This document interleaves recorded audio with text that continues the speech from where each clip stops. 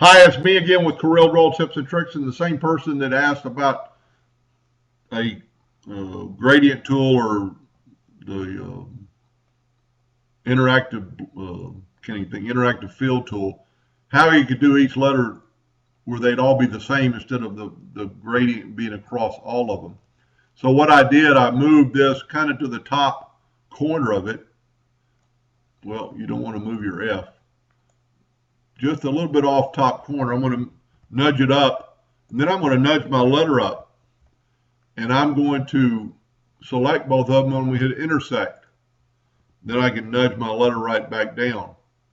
Now I need to take this and kind of put it in the same spot. We'll go ahead and get rid of our F.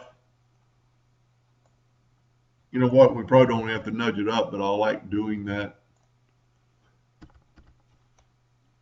And then kind of put this in the same spot as the rest of them. Let's do it without nudging it this time. And it worked, but you're going to have to still nudge it up.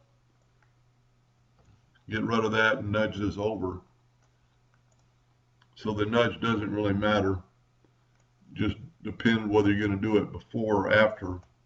And now you can nudge this out of the way and actually delete it. So there's your font, kind of with the same fountain fill in each letter. Of course, they're going to look a little bit different because the O is wider and the N is wider than the T. So you've got more blend or more uniform in the interactive fill tool. Anyway, I hope that helped him a little bit, and thank you for watching.